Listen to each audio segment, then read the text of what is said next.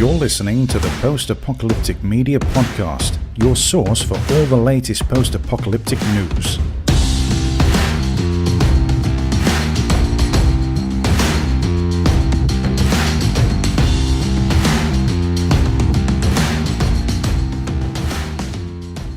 Hello and welcome to the Post Apocalyptic Media podcast. We have an exciting show for you today. We have an OG from the post apocalyptic community, and we are just so excited to welcome Bill Kennedy, also known as Mega Dude, who's going to be chatting with us about the genesis of this community building, but also about all the cool stuff that's going on in post-apocalyptic world right now. We are sitting in beautiful Austin in the afterglow of a glorious winter apocalypse that saw so many people without water and electricity, and I am still sending out I told you so's to all my friends and family. They will be flocking to me for advice any day now on how to prepare for the next apocalypse. But there's a lot going on in the media community too, and so we don't want to neglect that. We're going to be talking about Snowpiercer and Attack on Titan and the Halo TV series that you'd better all be watching. Frankly, if you don't watch that, then just unsubscribe from this podcast right now. Sean, don't you dare. All right, so we're going to hop right into it. Bill, why don't you tell us a little bit about yourself? First of all, one question I always want to know when I meet a new enthusiast for this genre: what got you started? What made you think that this is the genre that's really interesting to you? Yeah, well, I like that you described me as that, just as an enthusiast. That is how I like to think of myself as well. Not like a content creator or a producer of anything, but I definitely do, enjoy consuming the post-apocalyptic genre. I was born in 1970, so a little older than the rest of the guys here. So back then, everything was all about, nuclear war and the actual real-life fear that it might actually happen to us at some point. And, that kind of, permeated down to me as a kid. And, even on our Saturday morning shows, we had this live action show called Arc 2. It was a live action future post-apocalyptic show. They drove around in this vehicle that often gets mistaken for the Landmaster in Damnation Alley. Had a real jetpack guy flying around. It was pretty cool. Sounds like Saturday morning, after the cartoons. Movies like Logan's Run, Planet of the Apes, of course, Thundar cartoon, far future post-apocalyptic. I've always been a big reader, even, from that age. Hold on just a second there. I wanted to pause on Thundar because I've noticed in the community that a lot of people are really into that, but I have no exposure to it. So just give me this quick elevator pitch for Thundar. So yeah, you guys are all too young for that. First of all, here, this is what he looks like. Oh, wow. Nice. Thundar, Ukla the Mock, and Princess Ariel. Nice. Ukla the Mock being a corruption of UCLA, so they named him Ukla. So basically, it's the opening sequence is on YouTube. You can go see it. The premise is in 1999, runaway planet hurtles between the Earth and the Moon, unleashing cosmic destruction. And then 2,000 years later, a new Earth is reborn, as they say in the opening. And so it's a mixture of like magic, sorcery, super science. It was created by some well-known comic book artists at the time, so the art is very comic bookish. And so, yeah, it ran for 20-ish episodes between 1980 and 1981. And like they go to, New York City, and there's a giant Statue of Liberty that comes to life and they fight against. And you can see like Jaws movie posters on the walls when they're walking through the subway. And so it's super post-apocalyptic, but it's, Saturday morning cartoon. So yeah, that's always been one of my favorites. And someone pointed out on the Discord recently that it is finally getting a Blu-ray release. I think it's actually coming out on March 9th. Wow. So you can, like what I have, my copy of it is bootleg DVDs based on an old VHS release. But now it's finally coming out on Blu-ray, so I'm looking forward to seeing what it looks like if they enhance the colors or updated the graphics or anything like that. So Wow, it's outstanding. a cool show. I think you might be able to find it on YouTube, but I'm not sure because they might be getting pulled down, especially nowadays if they're actually releasing it on media.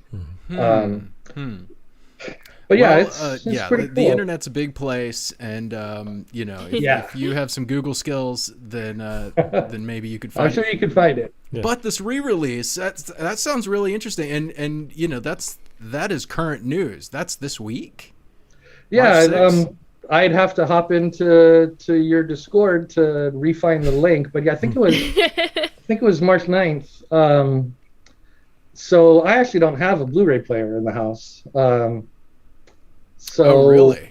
Well, yeah, I mean, the new Xbox has a Blu-ray. I'm trying to look. Yeah, my son had the Series S, which doesn't have a disc player in it. I'm trying to find a Series X, but I can't find one.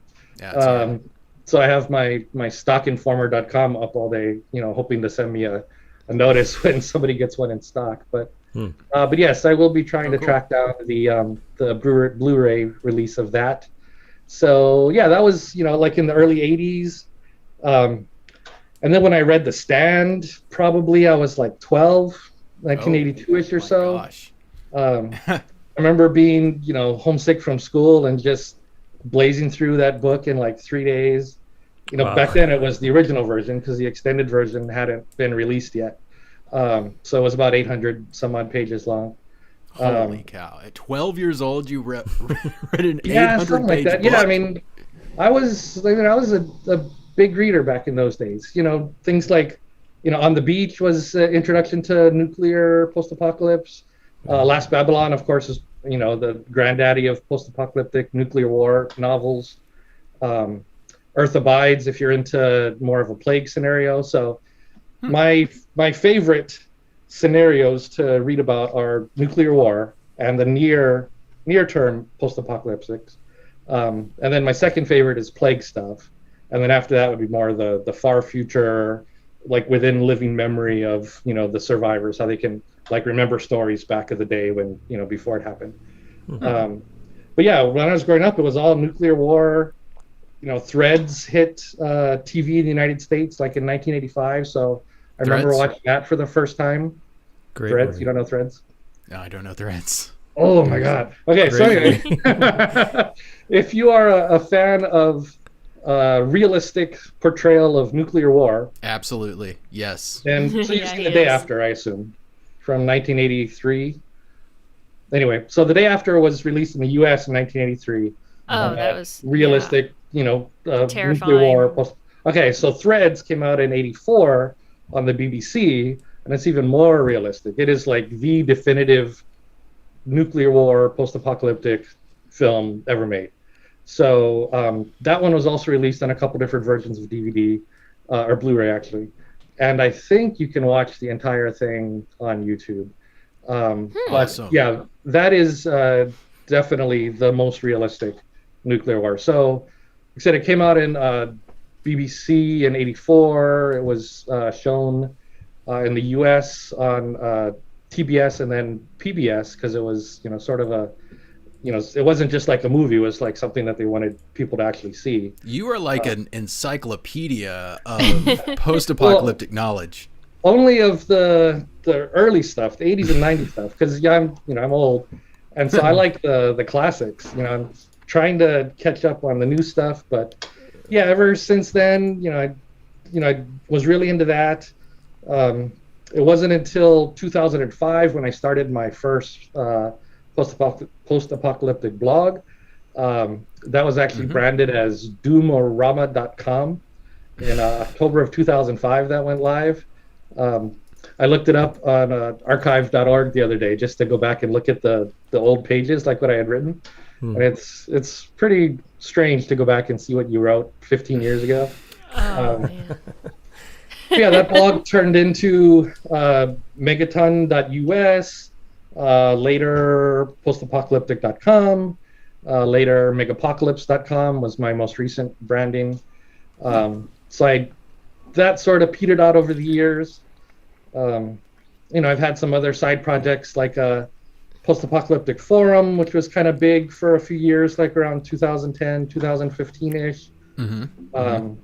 Set up a post-apocalyptic wiki, fandom, so people can go in and put on, podcasts and other items that might not fit for Wikipedia. Nice. Just have some collections of post-apocalyptic media on archive.org. So I've got like a collection of post-apoc comics and a collection of post-apoc audio dramas, about 100 different episodes. Nice. Mostly like the old 50s, 60s, when audio dramas were popular. So I got collections of that. Also have a collection of Sean's previous podcasts. Through the Aftermath is up there on archive.org as well. Cool. Yeah, archive of another old podcast from the early 2000s, Destructamundo. If you haven't listened to that, that's still fun, even though it's 15, 20 years old now. So always been a fan, enthusiast of the genre, like to tinker, so throw up different sites. I kind of like to jump projects. I don't really lose interest, but I kind of like to move on to other things, so the old things kind of tend to peter out sometimes. Even today I still watch as much as I can. I don't get to read as much nowadays, but still enthusiast, and happy to find websites like yours where you kind of taking over the task or the responsibility of compiling all this information and putting it out there for old fans like me and for new fans that are coming in. So, yeah, well, thank you. It's absolutely, and that's a great segue into what I usually say at the top of the show, but I'll say it here because I think that it was good to get a feel for your contribution to the space and kind of where you've come from.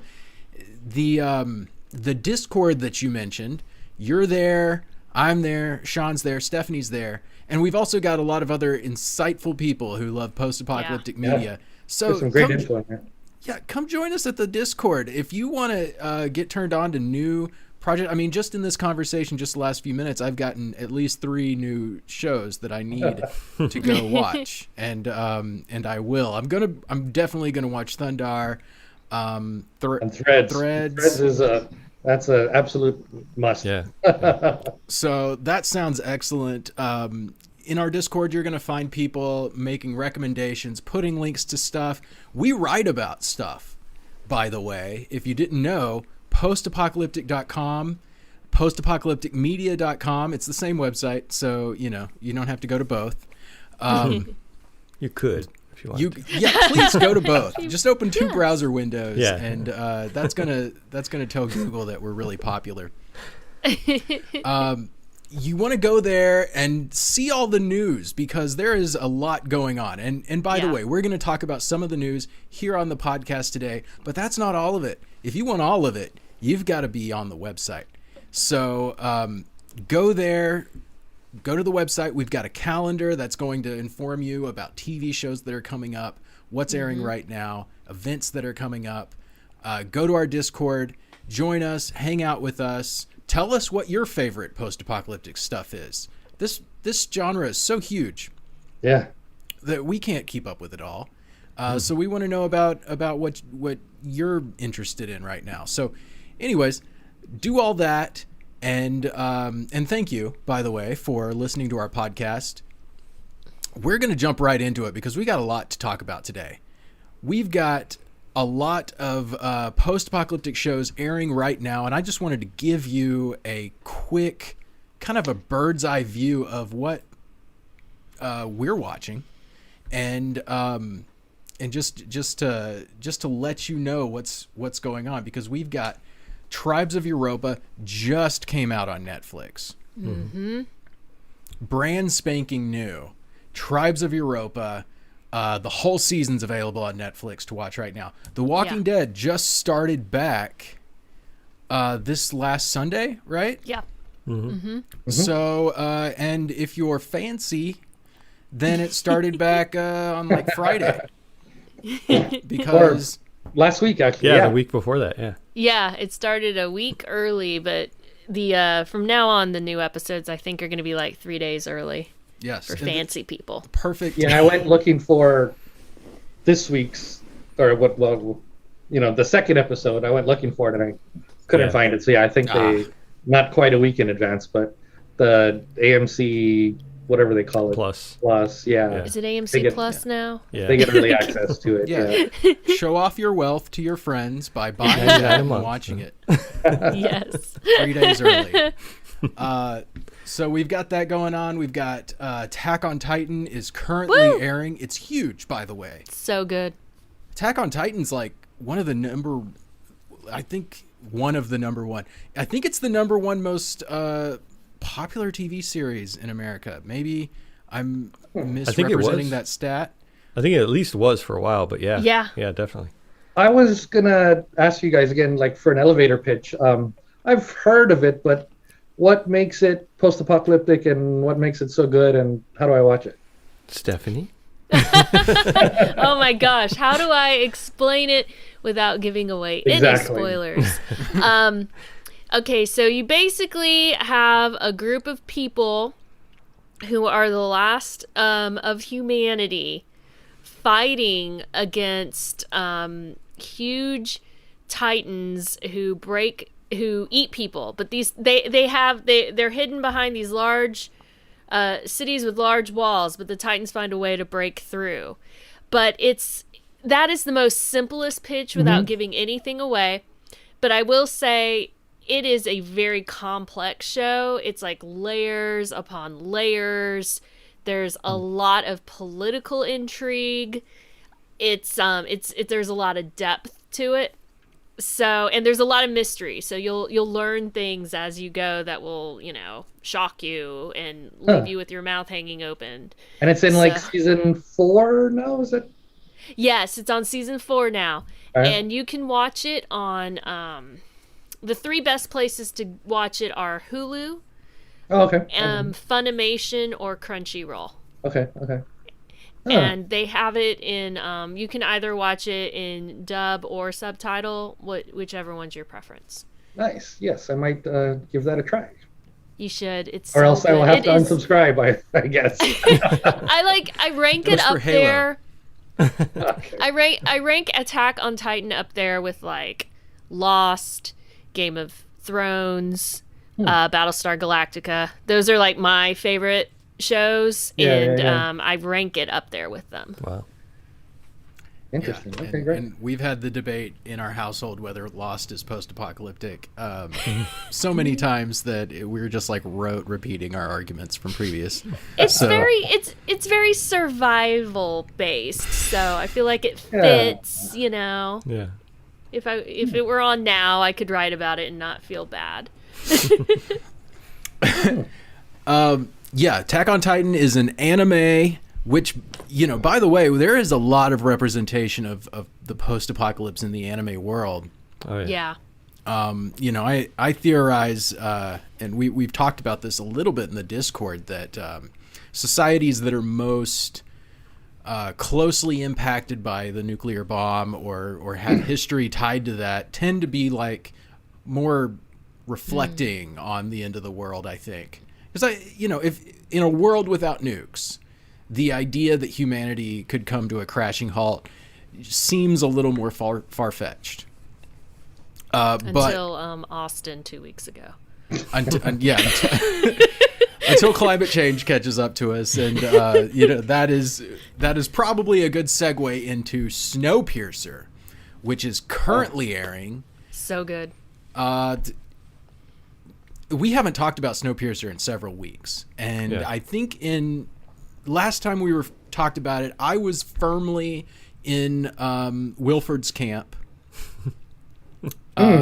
Stephanie was in Melanie's camp, and Sean was... No, you got us mixed. I was Leighton Camp. Oh. Sean was Melanie. Okay, sorry. Sorry, them's fighting words. So, I was about to throw down there, so yeah. Yeah. So I think the question is, Bill, whose camp are you in? Oh, so when you say camp, do you mean like the kind of the philosophy of the leadership, or just who do I like as a character? Who do you want to be in charge? Oh, okay. Ooh, At the end. Yeah, definitely not Wilford. After Right. last night's episode. I don't know how much we're allowed to spoil, but that one is sort of recent. But we're just gonna open up the floor. If you've seen last night's episode, if you have thoughts on it, you just go right ahead. Yeah, well, so I like Leighton. Leighton and Melanie aren't too far apart. Mm-hmm. Yeah, I guess I would have to go with Leighton with Melanie as an advisor, which is basically what we got. So, yeah, that's kind of where I'd have to go. All right. Well, in light of changes since we last aligned, I am moving away from Wilford's camp. Shocking, wow. I know. Welcome. I think that when he took pleasure in seeing someone commit suicide, that kind of tilted the scales just a little bit for me. In last night's episode, he commands the execution of a group of scientists just because they were inconvenient. And I have to say that, that doesn't bother me that much. And I know coming out publicly and saying that is risky. Huh. I kind of see that point just for the fact that, so he was saying security over any kind of future return to normalcy, basically. And we do see how important security is to the train surviving. And if they don't survive, then, nothing comes of the future. So that does kind of show how important, because he was balancing adding more jackboots to the train versus, letting the geneticists take their place. Right. So I can kind of see, the point, but still the cold-blooded murder of scientists just doesn't fit well. So. Cutting them down while they hold their luggage expectantly. And their families. Yeah, and they specifically mentioned they had family with them. So. Yeah. Well, and he had already made a compromise with Melanie over the whole thing, and then he backed out on that. Well, so in that situation, now it's debatable. I didn't go and count, but my understanding was that they had come to a compromise. Yeah. Melanie wasn't happy with the compromise and went ahead and acted as if she had won the argument. I believe you're right. Melanie didn't take the 6 or whatever. She tried to bump it back up to 12, and that's when, okay, I missed that. And in the situation, what you're really talking about is kicking 6 jackboots off. So you're going to take armed mercenaries, essentially, people who are trained in combat, tell them, I know that you were planning on surviving the apocalypse. Sorry, but we gave your seat to somebody else. Oh, gosh. Yeah, in that moment, that wouldn't end well. Yeah, probably the smart move to side with your jackboots at that moment. In the grand scheme, should he have listened to Melanie? Probably. I mean, she's smart and tends to know what she's doing. He trusted her to build the train and design it. So why not trust her with the attendee list? But in that moment, I think that Wilford probably made the call he had to make. That said, Wilford isn't the pragmatist that I thought he was when I gave him my allegiance. I think it's really on display right now as humanity has this shimmer of hope that they're investigating, and Wilford doesn't seem to be that interested in pursuing that. He wants everyone to have to be stuck on the train so that he can be in control and, basically be in control. Yeah, he doesn't want to see everybody going off on their merry way, even if it does mean that it means that they've survived the apocalypse. That I loved that this last episode showed a real life example of a rat trap that works. Yeah. Yeah, that was a good one. Yeah. real life survival decisions, and it was good. Yeah, and I liked this last episode just for its post-apocalypticness when it did show us, because when they're on the train, you don't really see the ruins and frozen bodies and the actual results of the apocalypse. And I always like the flashbacks that kind of show how it happened. So I was a big fan of that episode. Yeah, so I'm going to go ahead. I know you're all on pins and needles to know who my new preferred leader is, and I'm going back to the OG. Melanie is my queen. She should be in charge, no question. And I think that Leighton probably deep down understands that she should be in charge as well. He was mad at her for being a pragmatist, and then he realized at some point, you know what? That's what this job requires of you.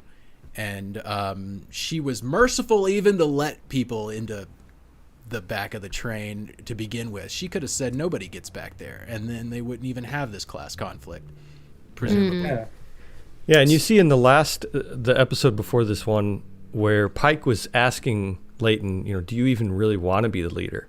And he was kind of contemplating that. And I think it might have been a little bit of foreshadowing. Maybe he's going to relent a little bit. I don't know. Yeah, he doesn't really enjoy that role or excel in it as much as he thought he would. Maybe he wants to be more of an advisor. I don't know. Yeah. It's interesting. Yeah. So speaking of Snowpiercer, I just want to check. So are all of you familiar with the Silo series, Wool by Hugh Howey? No. I am not. So, so the first book, Wool, I think it came out in 2010, 11-ish. It's basically the story of Snowpiercer, but his takes place in a silo. So it's basically a big building built underground, and it has the same sort of class conflicts where on the very bottom floors is mechanical and all the grunt workers, and then on the higher floors is more of the admin people, and the idea of a revolution kind of going up towards the top.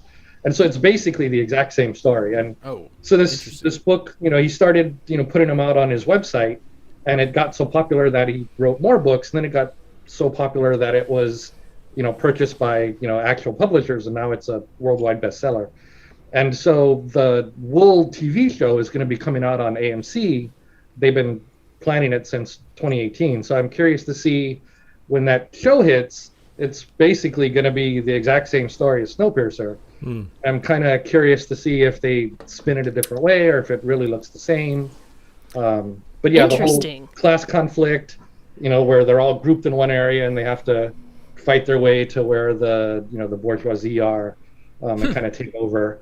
But just a side note, those books are amazing, so you should read those too. Yeah. So I had to have Derek remind me of this. The cause of the Snowpiercer apocalypse was messing with the sun. I mean, blocking it out. Yeah. Which is what they've been talking about recently, right? In real life. Oh yeah, that's gonna. I know Sean wrote about that, but I felt like it was worth bringing that back up. Yeah. Apologize to the conspiracy theorists in your life. Just at this point, there's no reason not to. No comment on chemtrails, but I will say that the idea of using, what do they call it? Geoengineering. Yeah. That is now being talked about openly. So, that's something we're thinking of doing. I think that they're probably talking about it at that. It's not G20. What's the rich people meeting all the time? Bilderberg. Yeah. Okay. Oh man. I talked about chemtrails and Bilderberg. This is going to get us flagged for sure. Yeah, it will. Now just say COVID-19 and we're done. Yes. Goodbye, podcast. Yeah, it's been nice knowing you guys. We are so we're messing with all that stuff, and I think that Snowpiercer. There's been a lot of media lately about global climate change and the things that that could result from that. I think even C kind of has a tinge of that. Which, by the way, C, Stephanie and I are halfway through C. That is on Apple. Have you seen that, Bill? I just rewatched the whole first season because I thought it might come up today. Nice. Yeah, that's okay. So by the way, at the front of this, I want to say this is not a show you want to watch with your parents. Oh gosh, no. There are some scenes that would be awkward to watch. Oh yes, you're right. Your parents and your sister. I was like, wait, what is he talking about? Oh yeah, okay. Yeah, the method for how prayer works and stuff like that, just a little different. But yeah, that's been a really good series. I kind of had written it off a little bit just because I didn't think the plot really appealed to me, just like from the trailers. But I was so wrong. And who convinced you to give it a chance? I can't.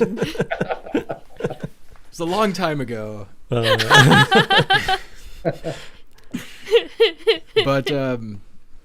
did we give that scene the award, or did that award go elsewhere?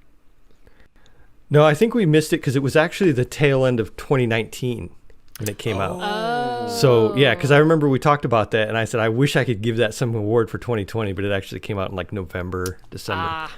Missed it. Just missed it. Yeah. All right, so you just rewatched the first season. I know Sean has watched the first season. I want a number review between 1 and 10 from both of you. So, okay, review just in terms of, like, did I like it? It's completely subjective. Yeah, okay, so 7.5. All right. I was going to say 8, so yeah, that's... Yeah. Yeah. It's a good ranking. I liked it. I liked it well enough. I had watched it originally, back when it came out in 2019. I'm sort of blessed and cursed that I don't remember a lot of the details of what I see or read, so I usually would prefer to rewatch or reread something rather than looking for something new. And so, yeah, I liked this one well enough that I was totally willing to rewatch it, and I enjoyed it again. Yeah, the costumes are great, scenery is great. I love when they have kind of little almost Easter eggs for, like, Alkany is a corruption of Allegheny because they're in the Allegheny forest, and the dam where the queen lives is a real dam in western Pennsylvania. So you can look in the map and actually see where they're moving around and stuff. So that kind of stuff is always cool for me. Some of the I'm blind, but I still am, capable of doing these things. It's a little comic booky, but yeah, overall I really like it. Anything to add to that, Sean? I agree with that. I mean, I get super nitpicky about when I see, they're supposed to be blind and they're doing all this stuff, and like they'll reach out for something directly and grab it. And I'm like, oh no, But I don't know. I think you have to do that sometimes. You can't be too technical. But I thought it was great. I thought the fight scenes, Jason Momoa, Khal Drogo fight scenes that he does.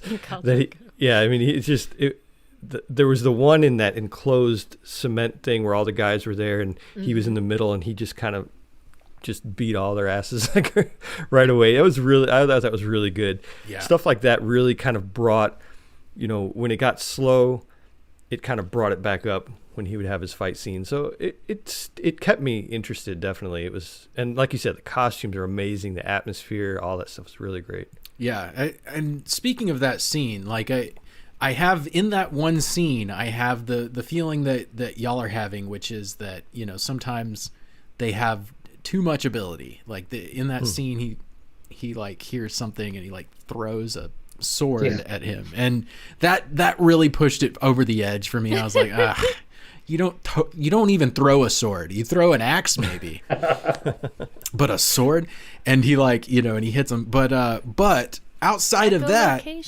What you had was like him like scraping the ground with his weapon so that it made sound waves, which would be bouncing off of other people. That real I blind didn't people connect it. use That's what that. that was. Yeah. You know, he was throwing dirt everywhere, and that was giving him some sort of an idea of what was going on around him. So I really liked that aspect of it. Yeah. Yeah, I remember, seeing a TV show where they were walking around with this blind guy, and he was tapping things with his stick, and, you know, they put obstacles in front of him and see if he would recognize it before he bumped into them. Yeah. Maybe it wasn't the most ethical way to test that, but It's like moving the furniture around. So, you know, Daredevil, not totally, impossible for a blind person to have that kind of echolocation going on.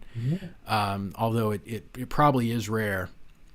Yeah, and I heard the show actually won awards from, some organization of the blind for its positive portrayal of, people with, disabilities.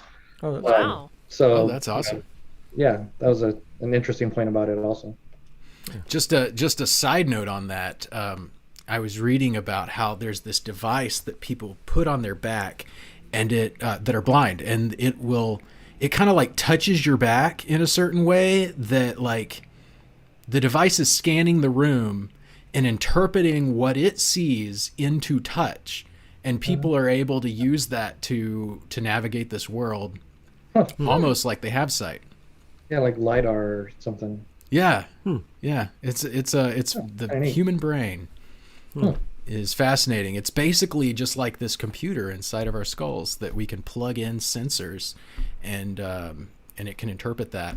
So, I'm looking forward to a future in which my brain is digitized and, and I have 100 eyeballs all over the place. Oh my gosh. Yeah, I mean, it's not a coincidence that our brains are functioning from electrical impulses. I mean, it seems like there's a good hookup right there, just computers in our brains. Yeah, it's extraordinary how electricity plays a part. It's like it was thousands of years of recorded human history we know where they didn't touch electricity. They didn't mess with it at all. And then in the last few hundred years, we've learned about it, we've learned to harness it, and built a huge society of worldwide communication around it. But it was always up here. There was always electricity going on up there. Yeah. Okay, so moving on, for a little background, not only did I play the original Halo and every game since the original, but also I read the freaking books. I never thought I'd read a video game book, but a friend of mine insisted that I read it, and I'm glad they did, because then I ended up reading like 4 of them. I think there's been more since I stopped reading that series, but it really fleshes out the concepts of what these Halo people are. Basically humanity's last-ditch attempt at avoiding annihilation by their alien opponents is to doom a small portion of the human population to a life of solitary, basically. They are going to genetically alter you so that you can be in this exoskeleton suit. You can't ever leave it. And that's just how it is. You're just a superhuman soldier whose only purpose for the rest of your life is to defend humanity. In the Halo story, there was like they picked the basically the smartest, fastest. It's like Ender's Game. You know how they took kids in Ender's Game that were like really smart and set them to the task of defending humanity from aliens? That's the Halo situation. But they genetically alter them. They put them in these super suits, and then almost all of them die in one attack. They try to defend this important outpost for humanity. They all die except for Master Chief, who's the one lone guy who's left. And that is the Halo plot that you're thrown into in the first game, is that you're just like the last one and humanity's hanging by a thread. You have an AI that they install in your exoskeleton suit that helps you. Now, it doesn't work this way in the games, but in the books, in the mythology, that AI isn't just giving you information. That AI is actually determining, like, say you wanted to shoot an alien that's that's over there, that AI will figure out that you want to shoot it and aim your weapon for you, so that because your mind is slower than the AI processing. So it will it really assists in the combat process.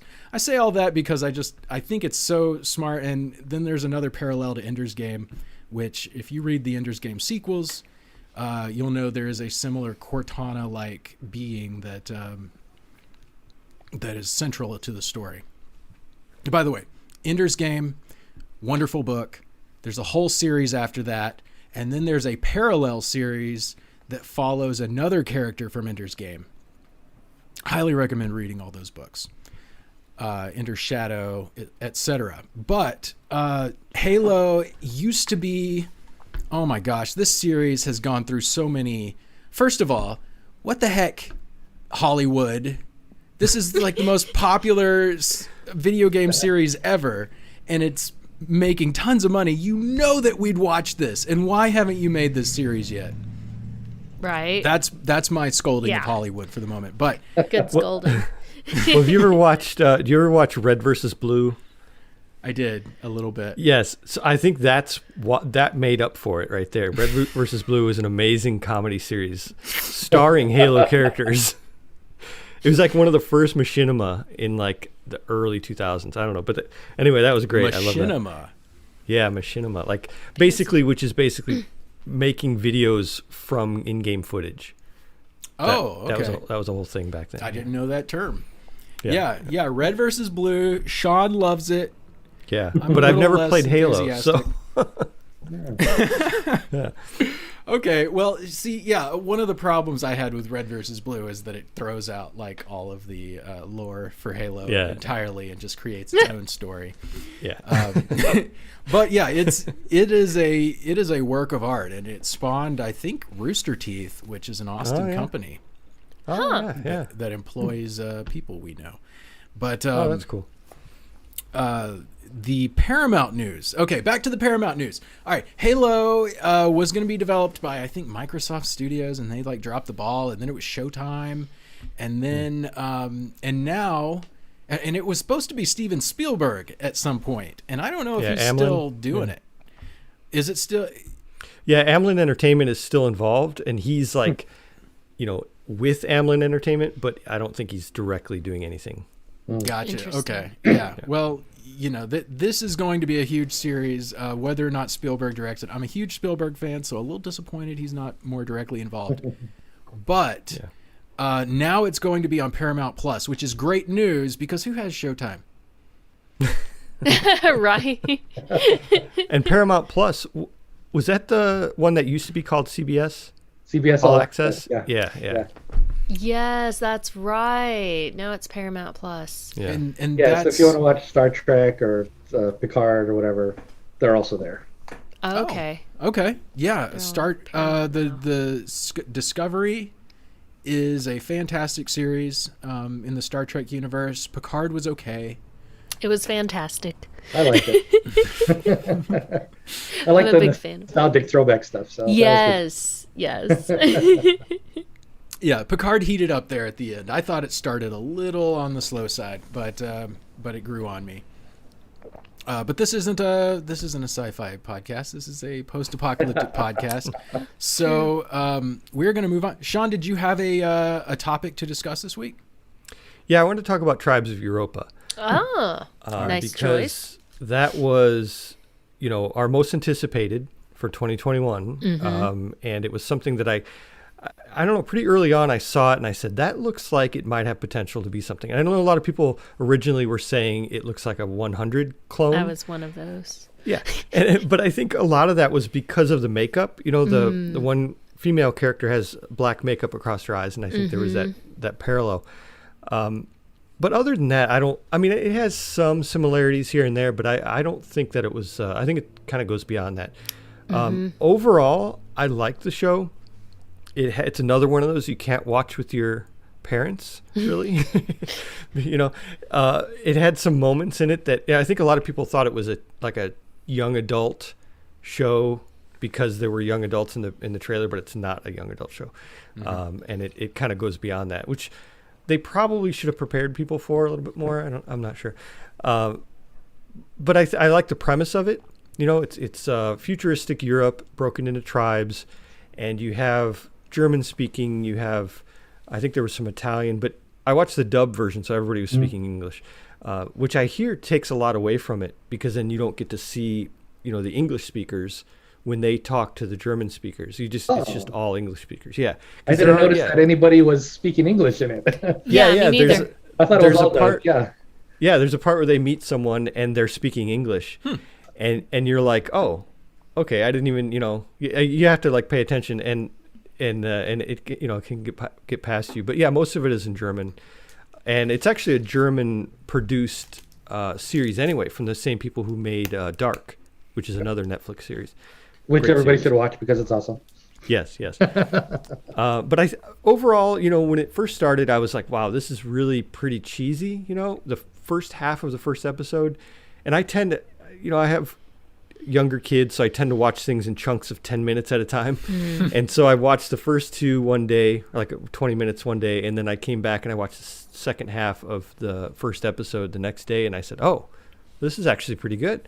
And then my wife and I finished all the rest of them, and I don't know. I thought like it got better and better toward the end, and it had a really good dynamic between the tribes. You know, there's the military tribe, and then there's the Aborigines, who are kind of more, you know, tribal, I guess you could say, and then and just kind of that dynamic, how they all play together. And I think, though, and someone mentioned this in the Discord, and I completely agree, that it seems like an intro. It seems like an introduction to what's going to happen in season 2, which has been confirmed to happen. So, you know, I think if people don't like this first season, they probably need to just wait and, you know, see second season. Maybe that's where it's only 6 episodes. Yeah. And yeah, like you said, it basically sets all the main characters up for kind of where they're going to be. Yeah. And then it just kind of stops. So you know, there's definitely no story resolution in that first season. Yeah. But yeah, there's a lot of unanswered questions. Yeah. I liked it well enough, but Sean mentioned being nitpicky, and one of the big things that stuck out of me is in the very first episode when they see the aircraft. One of the guys, maybe it was just a bad English translation, but he says something like, "Oh, it doesn't look like from the before times. It's much more modern." And I'm thinking, well, wait, they haven't built anything in the last 70 years. How do they know what modern looks like? Yeah, that's a good point. There is no modern, right? Yeah. So I was like, oh, yeah, they need a real post-apoc consultant on this show to like kind of see those little things and get them corrected. Yeah. That's a good point. Yeah. And you guys all watched it too, right? We're like halfway. Yeah. I think. Yeah, we're halfway. I think, or maybe even a little further than half. Maybe for now that I know we it's might 6 have finished episodes. 4. I didn't like check the number before we. Yeah, we've just been. Gosh, we tried to watch the Attack on Titan movie, which is completely different lore from the show, and that was that threw us for a loop. That was interesting. We watched part 1, but we haven't watched part 2 yet. Yeah, and you know, just trying to catch up on a lot of stuff. I mean, we haven't even caught up on the new Walking Dead show. World Beyond. World Beyond. Yeah, we're like halfway through World Beyond, but that was as far as we got. Yeah, I'd say it's had a good start. You know, something that stands out to me about this is that it's a Netflix post-apocalyptic show. And Netflix has been very enthusiastic about post-apocalyptic movies. They've greenlit so many of them. I mean, they're taking over. One reason they're taking over our top 10 list is because they keep on dropping post-apocalyptic movies. But another reason is that they just keep on making them, and a lot of them are really good. The Silence is a really overlooked movie that Netflix made. They released it almost at the same time as Bird Box, and that was one of the reasons I think it got overlooked. Oh, okay, I remember. Yeah, I didn't watch it, but I remember seeing it. Yeah. It's like a father-son or something. I think. I don't think I've seen it yet, but it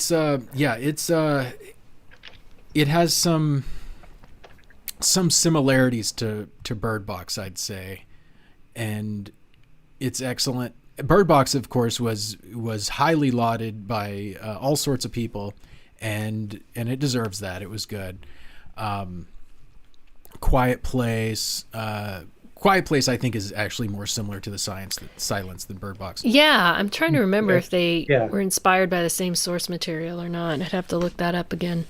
But Netflix hasn't really been good about greenlighting post-apocalyptic shows, other than maybe an anime or two that I haven't really watched, like Seven Seeds. That might have been a Netflix original. I'm not positive about that. I think wasn't The Rain? Isn't that a Netflix original? Yeah. Oh. Yeah. I think so. Okay.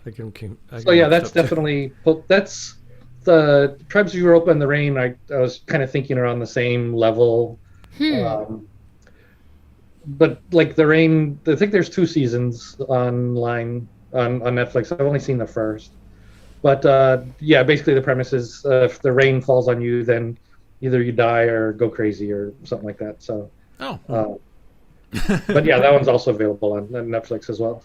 Yeah, and Netflix hasn't completely abandoned us on movies, because they just, I think 2 days ago, they added I Am Legend to their catalog. They're bringing some stuff back, but I have a running list of things that they dropped, and it is just full of wonderful post-apocalyptic movies that I'm totally bummed that they've dropped them. But I think that their grand strategy is to stop altogether licensing movies that they didn't make themselves and just have a huge catalog of their own stuff, which it seems like all these companies are trying to do. You got Peacock over there with their stuff and Disney with their stuff, and I don't mind. It's so much better than cable. With cable, we were paying the same amount, but we were having to watch the one thing that they were airing at that moment. True. So, just give me a package deal, and it'll still be cheaper than my cable bill for all of these streaming services. Steph, do you have a topic this week? We're actually, we try to keep these episodes about an hour long, so we will quickly kind of go through what the rest of the news today. Not a huge topic. We'll probably talk about it more next week, but just thinking about how surreal it is to consider how close Texas is to losing its entire infrastructure. I mean, just after the whole thing 2 weeks ago with the winter storm, and sometimes I think about it, and I think about how so many people in Texas were basically thrust into a post-apocalyptic scenario for multiple days, and the roads weren't drivable, so they had to stay in a short area and try to survive without food or water. I mean, we were lucky in that we only had that boil water notice for like 4 days, but there were so many people in this state that suffered so much and were just basically overnight living a post-apocalyptic world where they had to depend on themselves for survival for several days. And it's just crazy to me. Crazy to think about that. Yeah, a lot of people don't know, if you're not in Texas, you don't know people from Texas, but it went well beyond the electricity being out. It was, we knew people just a few miles away from us who didn't have water running through their pipes for 4 or 5 days. Yeah. My mom even didn't have water or electricity for several days. Yeah, that's fairly extreme, and most homeowners, when I talk to them, I'll say, you should get a well. A lot of people aren't aware that there are these aquifers, essentially large bodies of water under our feet, and what a well does is you just drill basically put a pipe between you and that aquifer and start pumping that water up. So go ahead. Oh, I was just going to say, people who are renters, though, don't have that. They don't have that option. Yeah, for sure. I mean, well, you can spend $12,000 on a professionally dug well, but if you have to move out next month, that's not a good investment. But you can still buy big water receptacles, put water in there, get you a cheap $20 water purifier from Sawyer that'll purify 100,000 gallons. Like these things aren't out of the reach of most people, whether you're a renter or not. Some basic prepping is important. Get you a 72-hour bag. We've got one on our website. You can click. It's like on the right-hand side, and it's just a well-made bag that'll get you through 3 days by itself, essentially.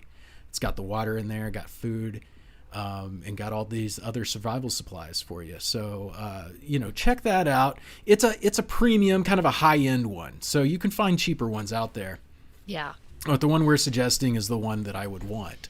And in fact, that I do have. So, and beyond that, you can get some solar panels. You get a $100 solar panel that'll power a $250 power bank that will power your computer if you need it to. That'll power all of your electronic devices. It might not power a space heater or something, but No. Yeah. And that was what's so crazy too, is it was like 1 or 2 degrees here, several nights, and people without power. Oh man. Yeah. And then if you want to get really serious about prepping, you move to an island nation. Yes. And you go somewhere where they wouldn't waste a nuke. You're like, you don't move to New York City if you want to avoid that kind of an apocalypse. But I'm actually not saying that Hawaii is safe from nukes. I'm thinking like smaller than that. I'm thinking like a. Yeah, I mean, I can see Pearl Harbor, so. Yeah, right. Yeah, we're talking. You want to be here. I guess you need like a very small island, but you also want it to have a mountain that you can go up on in case of tsunamis. So. Yes, but make sure it's not a volcanic mountain. Oh gosh, yeah. Pros and cons. Yeah. Basically, you need to be a seasteader. A seastead is someone who lives on the ocean. The last people that tried it got arrested, but we are out there. We are not giving up just because they got arrested. Okay, so moving on, we've got to wrap things up because we've been going for an hour, and that is our shtick. So everybody, thank you so much for tuning in. Thank you, Bill, for stopping by. Hey, by the way, that shirt, could you show me that shirt? Because I think it has that has a cool design and logo. Have a nice. Where can I get that shirt?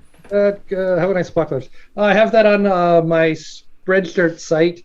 So just go to spreadshirt.com, search for Have a Nice Apocalypse. I think I have this one and a couple other designs. And it's the kind of site where you can put the logo on anything, cups, bags, T-shirts, whatever. Cool. So, That's like I have a couple of these, yeah. I think I'm gonna pick one of those up, and Yeah, I want one too. feel free to stop by the Discord where Bill goes by Mega Dude. I go by Just Derek. Sean is Shaunicus. I'm just Sean. Not just Sean. Sean. Not just Sean, just Sean. Sean, simply Sean. And Steph never really comments, so why should I even... I am Steph. I will occasionally jump into the Attack on Titan room, and I will leave lots of reactions to your comments if I don't actually speak. And that'll do it for this week. Thank you all for stopping by. I hope you all survive till the next podcast episode. Be safe out there, and always be ready for the big one. Bye, y'all. Bye. Bye.